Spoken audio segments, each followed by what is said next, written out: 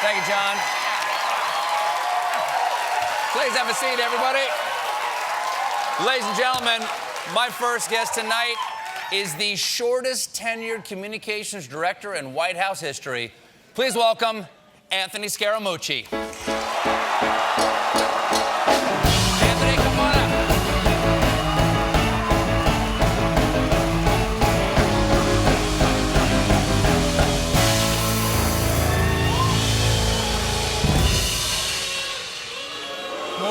Get it over. I'll pretend those are mooches and not booze, Stephen. We'll find out later. Now, thanks for being here. Oh, it's great to be here. Is it? Yeah, I'm like Arya Stock. I took a list of all your comedy writers, my kill list. They're all in the back. I wrote them all down. So you're comedically threatening to kill people who work for me? I'm kidding. Just curious. I'm not allowed to joke anymore. I've learned that.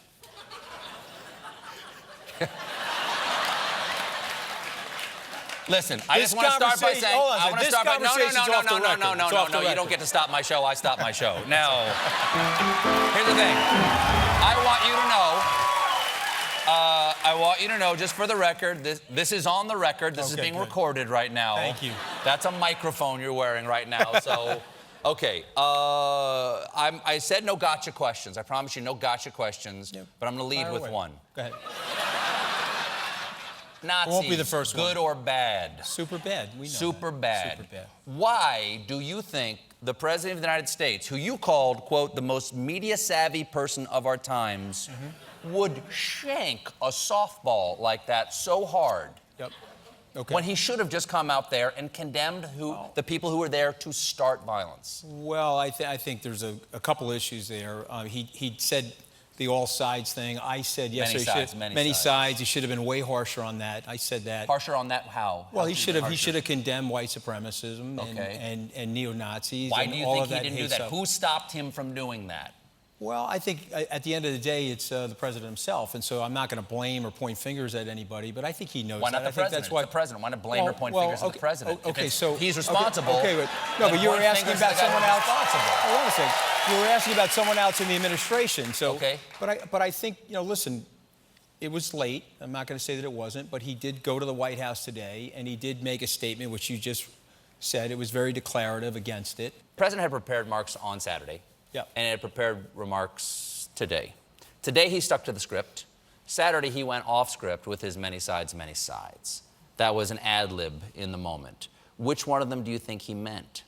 Listen, the one that's written down or the one that he just comes up with in the moment? You guys have been super rough on me and super rough on him, but he is a compassionate person. I know him as a compassionate person. What? Well, that's all right. No, maybe. That's my opinion. Don't boo him for being the messenger. But in what way is he a compassionate person? What is the evidence of that? Well, I mean, listen, it's a super tough job. He made a step to give up, which was a luxurious lifestyle and a huge opportunity cost. Really, we're supposed to feel bad for a guy because he gave up his billion-dollar lifestyle to be the most powerful man in the world? I don't understand. But by the way, that was touch and go, though. That was touch and go. What was touch and go? What was touch and go? Well, I think when he started his campaign, I think it was unclear whether he was going to win or not. I mean, at the end of the day, it was touch and go. That's for everybody. Everybody's unclear whether they're going to win. I understand that, but Stephen, it's a huge sacrifice to do this stuff. You may not agree with me on that. Oh, it is a huge sacrifice, I think but it is. One of the things you don't get to do is complain about it. Oh, but I haven't heard him complain about it, has he? He has. Well, he said it's a very hard job.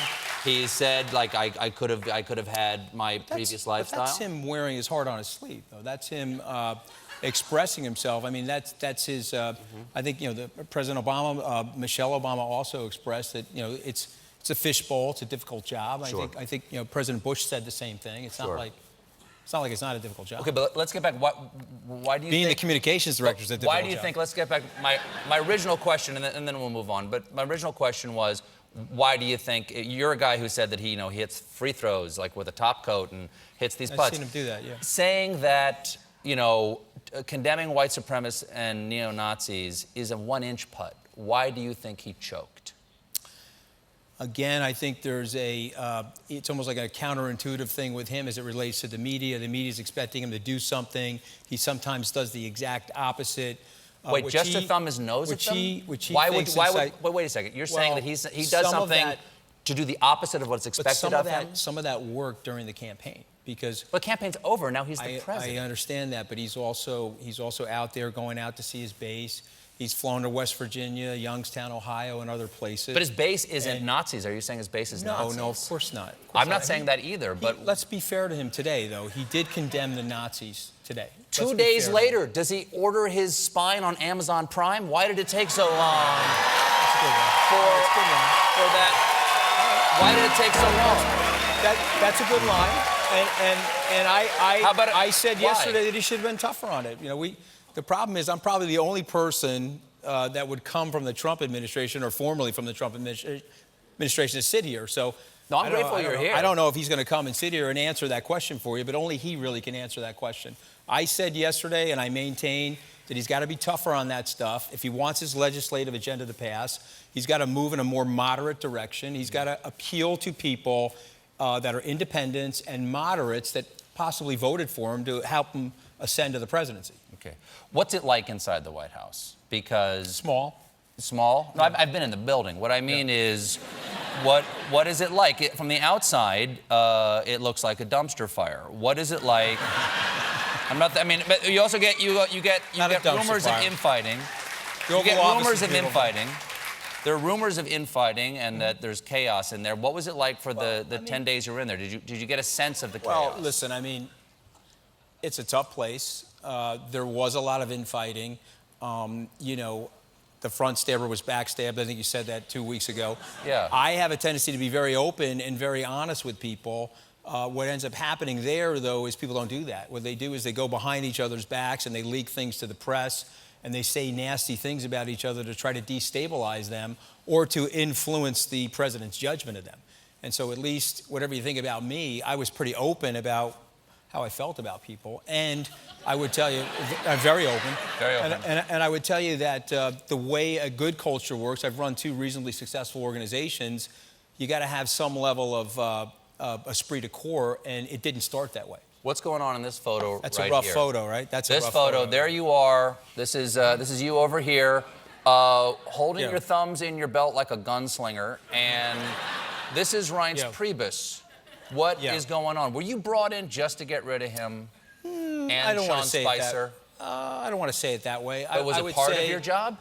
I would say. Would you say it? Say it like the mooch. Say it like the mooch. Well, there was no. Give me some mooch. Give me some mooch here. So the mooch with Long Island would say there was no love lost there. Obviously, look at the picture. Okay, there's no love lost there. And so that was caught by a Wall Street Journal photographer before the president did it, which was a great interview with the Wall Street Journal. The weird thing about my relationship with Reince is we were actually pretty good friends when I was a political donor writing checks to the RNC. Mm-hmm. But once I became part of the administration or was about to enter the administration, for whatever reason, it was a little more adversarial. Now, you thought he was one of the leakers. I did. Okay. Yep. He's gone, right? Who's leaking now? Is it Steve Bannon? Well, I've said that. I mean, I'm just saying. Say it now. Say it to these people. Listen, I've been pretty open about that. Let me explain it. Okay, but I said he was, and I obviously got caught on tape saying he was, so I have no problem saying that. Okay. But is he going to be gone in a week? That's up to the president. But what do you think? What do you think? What does the mooch think? Well, if it was up to me, he would be gone. Okay. But it's not up to me. You said that he's trying to suck his own. Okay. Are you allowed to say that? Yeah. Okay. It's cool. All right. They said it's cool. They said I can say it tonight. All right, Mom, I'm sorry I said that. Okay, I got picked up on a recorded line. Sorry I said sock. I said sock. Yeah. That's what's behind the bleep. Although he did autograph one of those cartoons for you, so I'm bringing that home. Go ahead. Here's the deal. Are you telling us that you never even tried? Because as an adult male, Eddie Murphy. As an adult male, hold on a second. Eddie does not pass the smell test. Hold on a second. Eddie Murphy said if he could do that, he would never leave the house. Remember when he said that? Mm-hmm. No, I'm not capable of doing it. Let's just put it that way. I'm not saying capable. No one says you succeeded. Right, he's probably he's not probably capable of doing it either. Maybe he was doing hot yoga in there. Yes. I don't know. Well, we got to take a little bit of break, but we're right back with more Anthony Scaramucci. Stick around.